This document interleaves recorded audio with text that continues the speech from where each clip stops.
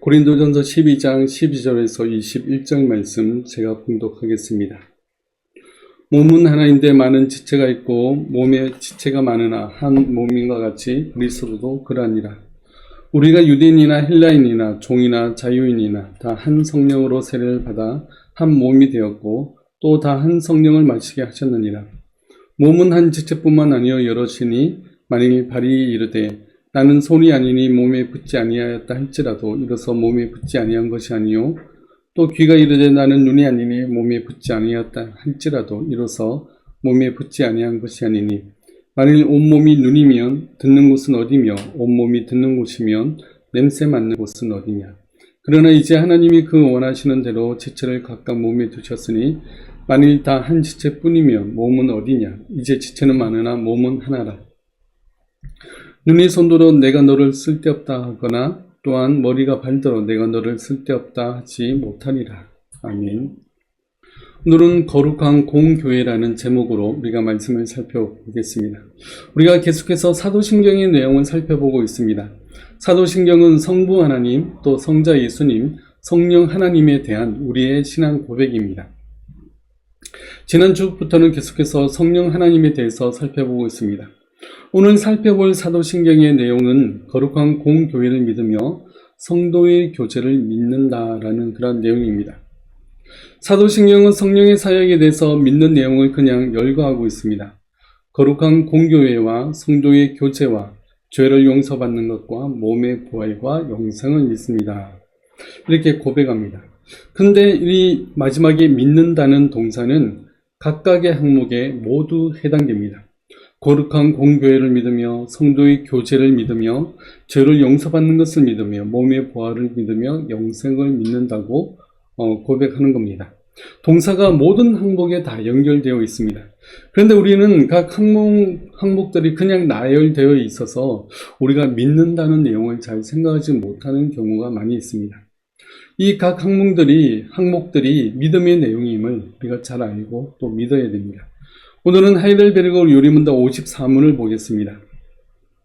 54문은 이렇게 질문합니다. 당신의 그리스도의 거룩한 공교회에 관하여 무엇을 믿습니까? 이에 대한 답은 하나님의 아들이 세상의 처음부터 끝까지 전 인류 중에서 영생으로 택한 교회를 자신의 성령과 말씀으로 자신에게 모으고 보호하고 보존하시어 참된 믿음으로 일치하게 하시는 것을 믿으며 내가 그 교회에 살아있는 지체로서 영원히 거할 것을 믿습니다. 입니다. 우리는 거룩한 공교회를 믿습니다. 라고 고백합니다. 여기서 중요한 것은 무엇을 믿는가 하는 겁니다. 그 교회의 정의에 따라서 우리의 믿음의 내용도 달라지기 때문에 그렇습니다. 우리는 보이지 않는 하나님을 믿습니다. 여기서 우리가 간단하게 생각해 볼 수 있는 것은 믿음은 보이지 않는 것을 믿고 신뢰하며 따라가는 겁니다. 눈에 보이는 것은 우리의 믿음의 대상이라고 말할 수 없습니다. 그래서 우리가 거룩한 공교회를 믿습니다 라고 할 때는 보이지 않는 교회를 믿는다는 뜻입니다. 보이지 않는 교회는 어떤 교회일까요? 오늘 답 부분에서 그 부분을 알려주고 있습니다. 그것은 세상의 처음부터 끝까지 전 인류 중에서 영생으로 택한 교회입니다. 보이지 않는 교회란 창세로부터 현재 그리고 앞으로 미래까지 모든 시간대를 다 포함해서 진실로 믿는 하나님의 백성들을 다 일컫습니다. 그래서 우리는 모든 하나님의 백성들을 다 알 수 없고 볼 수도 없습니다. 그래서 보이지 않는 교회라고 부릅니다. 보이는 교회라고 한다면 교회에 가게 되면 목사님들과 기도와 찬양과 말씀이 있습니다. 그리고 하나님을 진실되게 믿는 성도들도 있습니다. 현재 우리가 볼 수 있고 경험할 수 있는 보이는 교회를 무시하자는 그런 말이 아닙니다. 우리의 믿음의 대상은 보이지 않는 교회입니다. 물론 보이는 교회도 중요합니다. 어떤 교회는 크고 화려합니다. 목사님이 설교도 굉장히 잘 전합니다. 그렇다고 눈에 보이는 그런 교회를 믿어서는 안 됩니다. 어떤 목사님이 아무리 훌륭하고 능력에 뛰어나 보여도 우리는 목사를 믿어서는 안 됩니다. 그 목사를 통해서 전해지는 하나님의 말씀을 믿어야 됩니다. 우리는 눈에 보이기 때문에 보이는 것을 믿으려는 그러한 경향이 큽니다. 큰 교회에는 뭔가 더 큰 은혜가 있다고 생각하기가 쉽습니다. 또 나는 큰 교회의 성도니까 내 믿음도 덩달아 커다고 생각할 수도 있습니다. 그러나 그렇게 눈에 보이는 것은 우리의 믿음이 연약해서 보이지 않는 믿음을 보게 하기 위한 수단일 뿐입니다. 하나님이 광야에서 만나를 내리시고 또 홍해 바다를 갈라 건너게 하시고 보이지 않는 하나님의 전능하심과 은혜와 사랑을 그러한 것들을 통해서 알려주셨습니다. 우리는 보이지 않는 하나님을 믿으며 보이지 않는 천국을 소망하며 보이지 않는 하나님의 사랑과 전능하심을 믿고 있습니다. 우리 눈에 보이는 것만 믿지 말고 보이지 않는 것을 통해서 보이는 것을 통해서 보이지 않는 하나님을 우리는 볼 수 있어야 됩니다. 지금도 내 삶에서 간섭하시고 인도하시는 그 하나님의 일하심을 믿음의 눈으로 보시기 바랍니다. 지금까지 나와 함께 하셨던 하나님께 감사하며 앞으로도 하나님과 동행하길 소망하는 우리 모두가 되길 바라겠습니다. 우리는 보이지 않는 교회를 믿는다고 고백할 때 그 고백의 믿음의 내용이 무엇일까요? 그것은 교회는 하나님의 세우신 기관이라는 것을 믿는 겁니다. 하이델베르그 답 부분을 다시 한번 보면 하나님의 아들이 세상의 처음부터 끝까지 전 인류 중에서 영생으로 택한 교회를 자신의 성령과 말씀으로 자신에게 모으고 보호하고 보존하시어 참된 믿음으로 일치하게 하시는 것을 믿으며라고 말합니다. 하나님의 아들이 자신의 성령과 말씀으로 자신에게 모으고 보호하고 보존하고 세웠다고 말씀하고 있습니다. 그러니까 교회는 하나님의 아들이신 그리스도께서 모으시고 세우시고 또 직접 보호하고 보존하신다는 말씀입니다. 하나님의 자녀들 각 사람들은 모두 그리스도께서 불러 모으신 그러한 교회입니다. 눈에 보이는 건물이 교회가 아니라 그리스도께서 불러 모으신 성도들의 모임이 바로 교회입니다. 그래서 교회는 예수 그리스도를 머리로 하여 한 몸을 이룬 그러한 한 지체가 바로 교회인 것입니다. 에베소서 4장 말씀을 보겠습니다. 오직 사랑 안에서 참된 것을 하여 범사에 그에게까지 자랄지라. 그는 머리니 곧 그리스도라. 그에게서 온몸이 각 마디를 통하여 도움을 받음으로 연결되고 결합되어 각 지체의 분량대로 역사하여 그 몸을 자라게 하며 사랑 안에서 스스로 세우느니라. 교회의 머리는 오직 그리스도이십니다. 그렇기에 머리는 몸을 인도하고 보호합니다. 그래서 믿는 자들은 모두 그리스도와 함께 동행하는 그러한 지체들입니다. 우리가 예수 그리스도를 주로 믿고 고백한다면 그리스도께서 우리를 책임지고 인도하고 지키신다는 사실을 우리가 믿어야 됩니다. 예수님은 우리의 목자가 되어주셔서 푸른 초장으로 또 실마는 물가로 인도하십니다. 또한 사망의 음침한 골짜기에서 떨어지지 않게 인도하시며 원수들로부터 지켜주신다는 것도 우리는 믿어야 됩니다. 그게 바로 우리의 믿음입니다. 그리스도는 우리의 머리이시며 우리 모든 성도들은 한 몸으로 모두 연결된 한 몸인 것입니다. 모든 성도들은 성령에 의해서 그리스도를 주로 고백하는 같은 신앙을 가지고 있습니다. 또한 그리스도의 재림을 기다리며 하나님의 나라를 사모하는 그러한 통일된 소망을 가지고 있습니다. 그리스도의 한 몸인 성도들은 이러한 같은 신앙을 고백합니다. 대표적인 신앙 고백이 바로 우리가 살펴보고 있는 이 사도신경입니다. 사도신경을 고백하는 교회들은 같은 신앙을 가진 같은 교회라는 그런 외적인 증거가 됩니다. 그리고 교회는 이 사도신경을 열심히 가르쳐야 됩니다. 사도신경을 가르치지 않으면 똑같은 신앙 고백을 이 사도신경을 고백하지만 잘못 이해하고 잘못 해석할 수가 있습니다. 그래서 교회는 설교 외에도 말씀을 가르치기 위해서 힘써야 됩니다. 그러면 교회란 무엇일까요? 교회를 정의할 때 두 가지 틀이 있습니다. 최소 이 두 가지가 교회의 성격을 잘 나타내주고 있습니다. 그것은 교회의 거룩성과 보편성입니다. 교회의 거룩성을 말할 때 하나님만이 거룩한데 어떻게 인간의 모임인 교회가 거룩할 수 있을까라고 의문을 가질 수 있습니다. 그러나 교회가 거룩한 것은 하나님이 그들을 선택했기 때문입니다. 베드로전서 2장 말씀을 보겠습니다. 그러나 너희는 택하신 족속이요 왕같은 제사장들이요 거룩한 나라요 그의 소유가 된 백성이니 이는 너희를 어두운 데서 불러내어 그의 귀한 빛에 들어가게 하신 이에 아름다운 덕을 선포하게 하려 하심이라. 내가 누구인가? 이 세상에서 나는 어떤 존재인가? 하고 고민할 때가 있습니다. 그럴 때 우리는 이 말씀을 기억해야 됩니다. 나는 하나님이 택하신 백성이다. 나는 하나님이 어두운 데서 불러내어 하나님의 아름다운 덕을 선포하게 하려 하신 하나님의 백성이다라는 겁니다. 하나님이 우리를 불러서 교회로 삼으셨기 때문에 우리는 거룩한 백성, 곧 이 세상과는 구별된 존재가 됩니다. 우리는 이 세상의 원리가 아니라 하나님의 나라의 원리대로 살아가는 하나님의 백성이 되었습니다. 우리는 하나님 나라의 백성이기 때문에 하나님의 성벽으로 둘러 짐치고 우리를 지키시고 인도하십니다. 하나님은 언제든지 나와 함께 하심으로 나를 진리의 길로 인도하심을 믿으시기 바랍니다. 우리는 거룩한 하나님의 나라입니다. 내가 지금 광야의 길을 가고 있다면 특별한 하나님의 인도하심을 더욱 경험하리라는 그러한 소망으로 모든 어려움을 이겨내시기 바랍니다. 하나님은 언제든지 나와 함께 하심을 믿음으로 이 세상에서 승리하시길 바라겠습니다. 두 번째 교회의 정의는 교회의 보편성입니다. 사도신경에서 거룩한 공교회를 믿습니다 라고 할 때 영어로는 홀리 캐톨릭 처치입니다. 그래서 캐톨릭이라는 단어는 보통 명사입니다. 천주교에서 쓰는 고유 명사가 아니라 보통 명사로서 교회의 보편성을 이야기합니다. 그런데 지금은 고유 명사처럼 되어버렸습니다. 그래서 천주교를 말할 때 정확하게 표현은 로마 캐톨릭이라고 해야 됩니다. 이 캐톨릭 처치는 교회의 보편성을 말하는 그러한 단어입니다.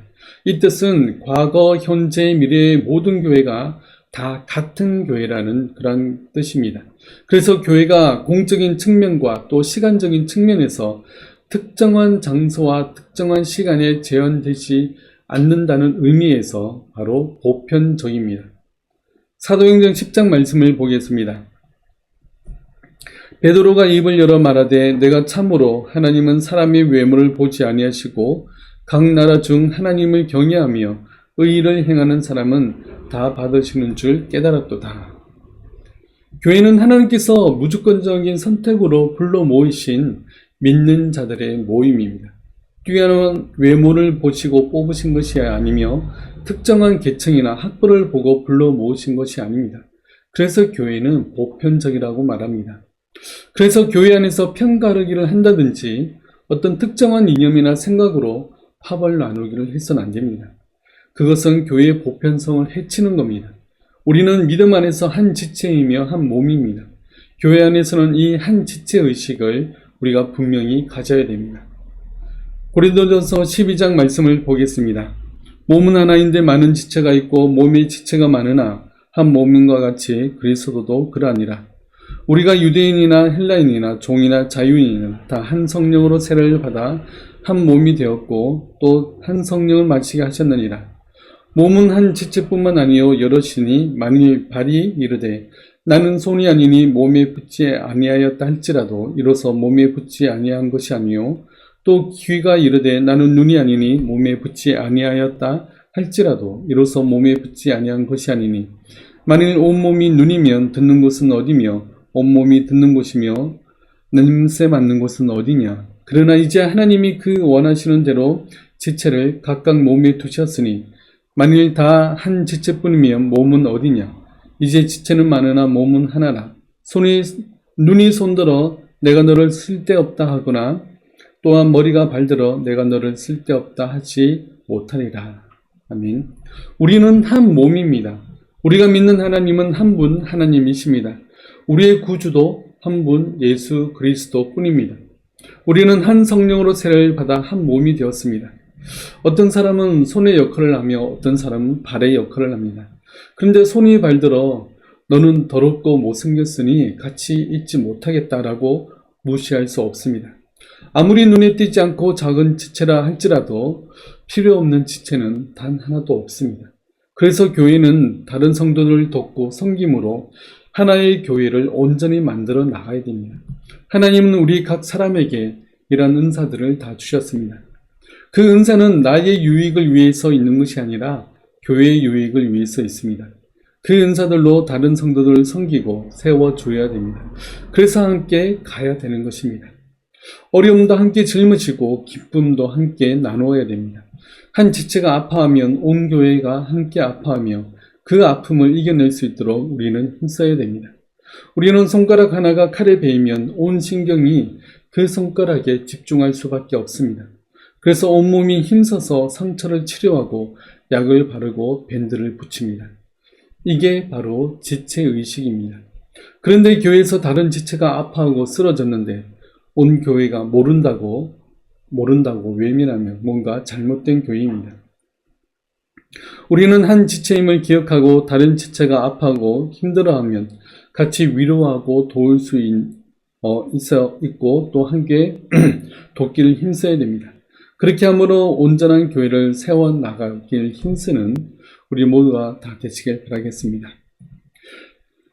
또한 교회의 보편성은 내 교회를 넘어서 같은 신앙을 고백하는 모든 교회에 다 동일하게 적용됩니다.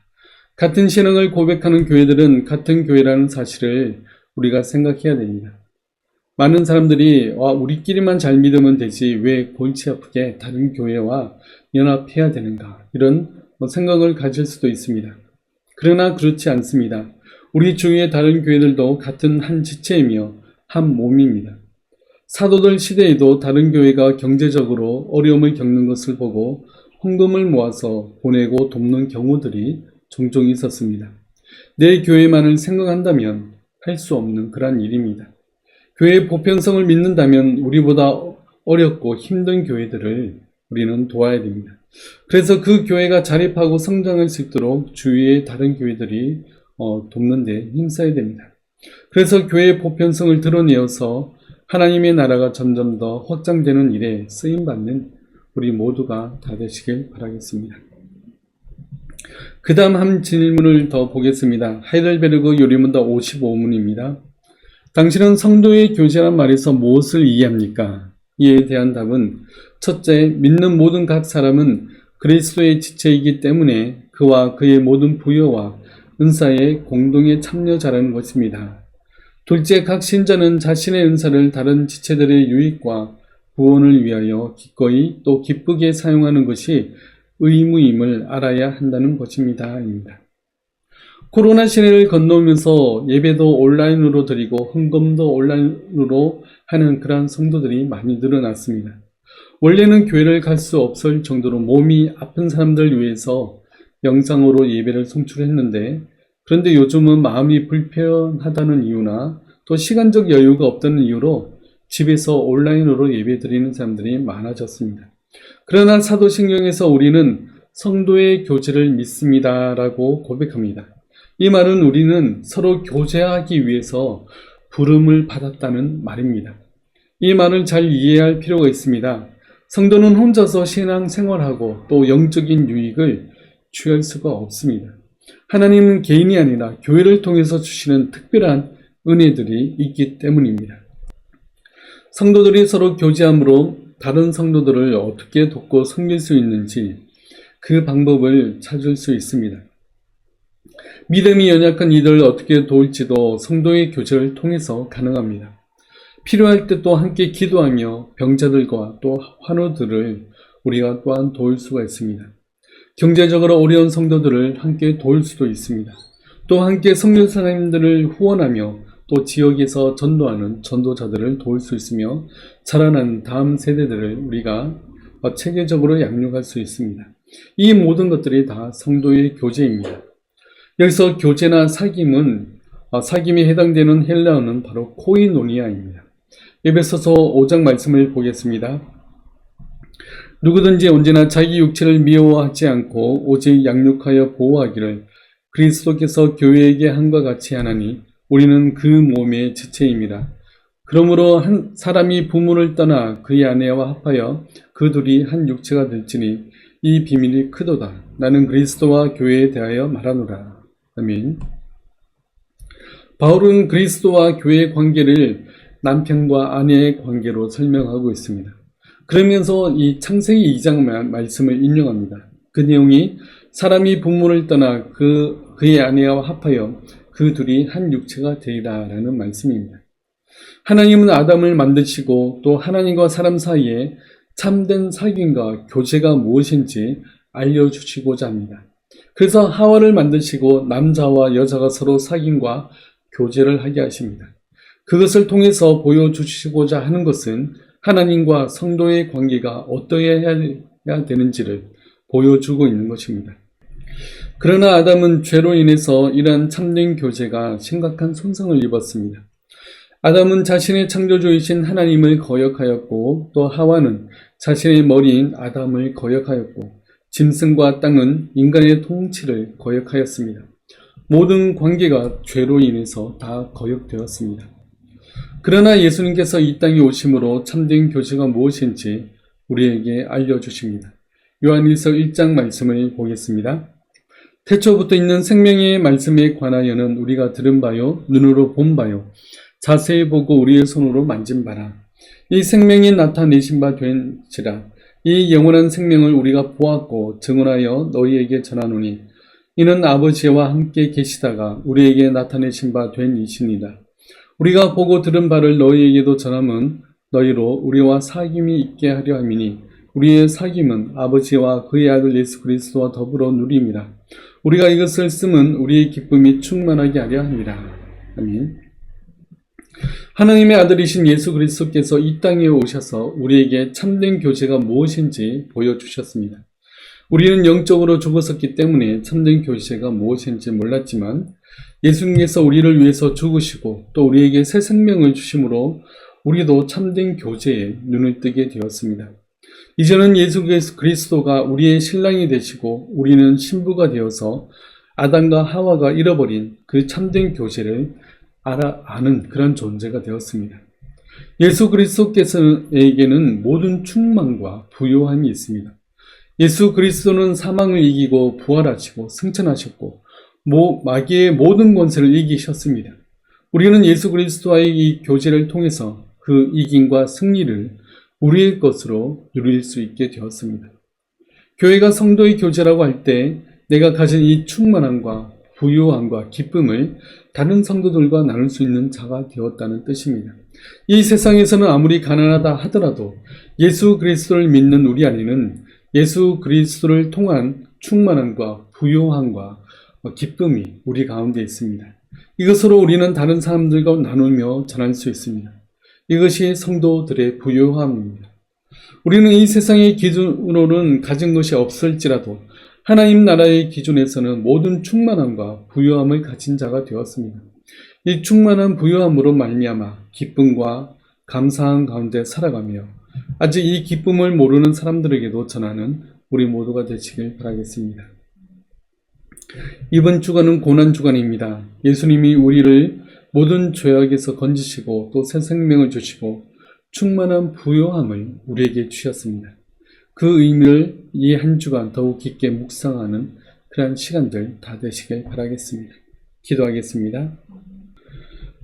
우리의 생명이 되시고 또 우리의 주관자가 되신 주님, 그 예수님께서 우리를 불러 모으시고 또 우리를 교회로 삼으시고 또 우리를 거룩한 백성으로 거룩한 나라로 삼아주심에 감사드립니다.